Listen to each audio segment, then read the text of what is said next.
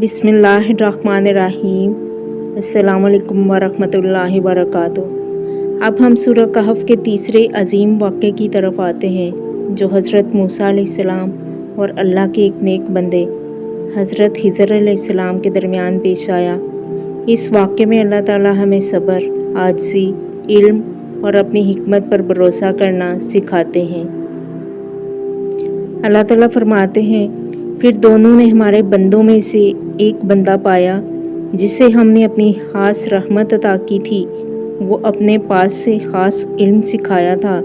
حضرت موسیٰ علیہ السلام نے نہایت عاجزی سے حضرت خضر علیہ السلام سے عرض کیا کہ کیا وہ ان کے ساتھ رہ سکتے ہیں تاکہ اللہ کی عطا کردہ علم سے کچھ سیکھ سکیں۔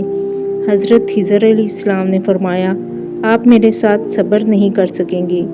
حضرت موسیٰ علیہ السلام نے وعدہ کیا کہ وہ صبر کریں گے، لیکن حضرت خضر علیہ السلام نے شرط رکھی کہ جب تک وہ خود کسی بات کی وضاحت نہ کریں اس وقت تک کوئی سوال نہ کیا جائے۔ پہلا واقعہ کشتی میں سوراخ۔ دونوں ایک کشتی میں سوار ہوئے۔ حضرت خضر علیہ السلام نے کشتی میں سوراخ کر دیا۔ حضرت موسیٰ علیہ السلام حیران ہوئے اور فرمایا، کیا آپ نے کشتی والوں کو ڈبونے کے لیے ایسا کیا؟ لیکن حضرت خضر علیہ السلام نے انہیں صبر کی یاد دہانی کرائی اور بعد میں انہوں نے بتایا کہ اس علاقے کا ایک ظالم بادشاہ ہر صحیح سالم کشتی زبردستی چھین لیتا تھا، اس لیے کشتی میں معمولی نقص پیدا کر دیا تاکہ غریب لوگوں کی روزی محفوظ رہے۔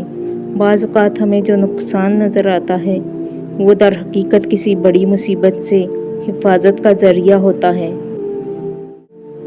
دوسرا واقعہ ایک لڑکے کا قتل۔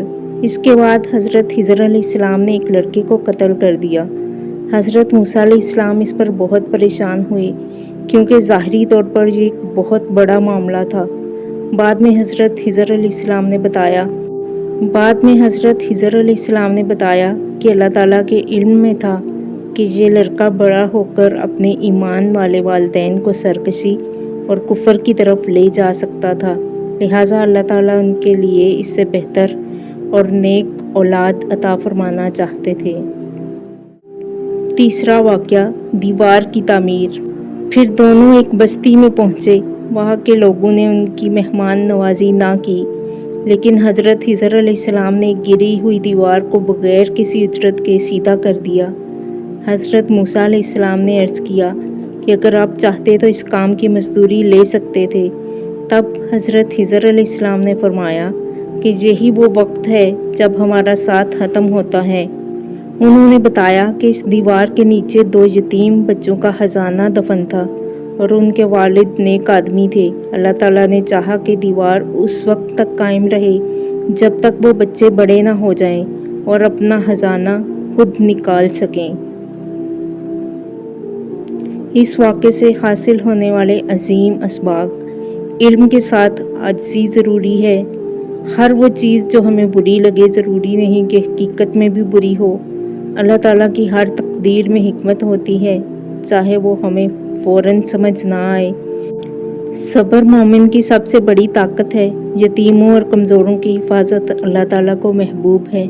حضرت موسیٰ علیہ السلام اور حضرت خضر علیہ السلام کا یہ واقعہ ہمیں سکھاتا ہے کہ انسان کا علم محدود ہے، جبکہ اللہ تعالیٰ ہر چیز کو مکمل حکمت اور علم کے ساتھ جانتا ہے۔ اس لیے مومن کو مشکل حالات میں بھی اللہ پر بھروسہ رکھنا چاہیے۔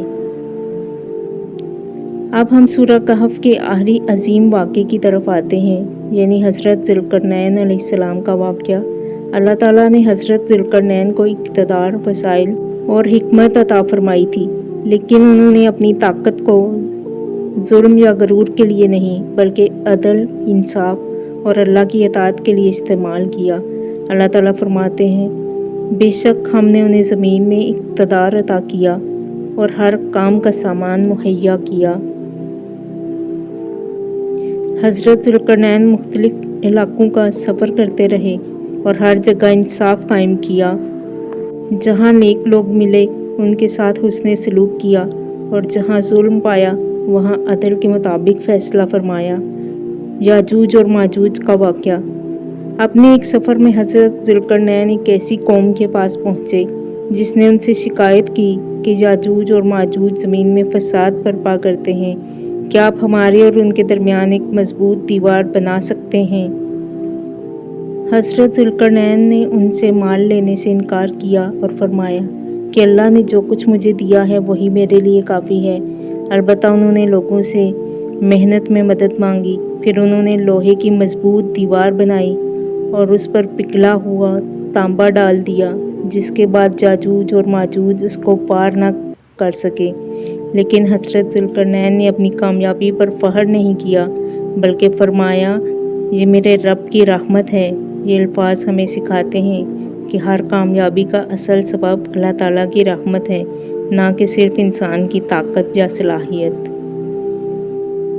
سورہ کہف کے 4 بڑے واقعات دراصل انسان کی 4 بڑی آزمائشوں کی طرف رہنمائی کرتے ہیں۔ اصحاب کہف ہمیں ایمان کی حفاظت سکھاتے ہیں۔ 2 باغ والوں کا واقعہ ہمیں مال اور دولت پر غرور سے بچنے اور شکر گزاری کی تعلیم دیتا ہے۔ حضرت موسیٰ علیہ السلام اور حضرت خضر علیہ السلام کا واقعہ ہمیں صبر، عاجزی اور اللہ کی حکمت پر یقین رکھنا سکھاتا ہے۔ حضرت ذوالقرنین کا واقعہ بتاتا ہے کہ اقتدار اور طاقت کا صحیح استعمال عدل، انصاف اور اللہ کی اطاعت میں ہے۔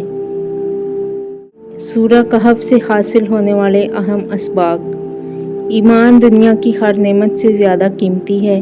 ہر نعمت پر اللہ کا شکر ادا کرنا چاہیے۔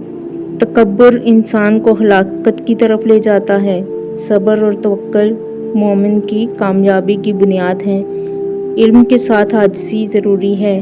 طاقت اور اختیار اللہ کی امانت ہیں اور آخرت کی تیاری ہی اصل کامیابی ہے۔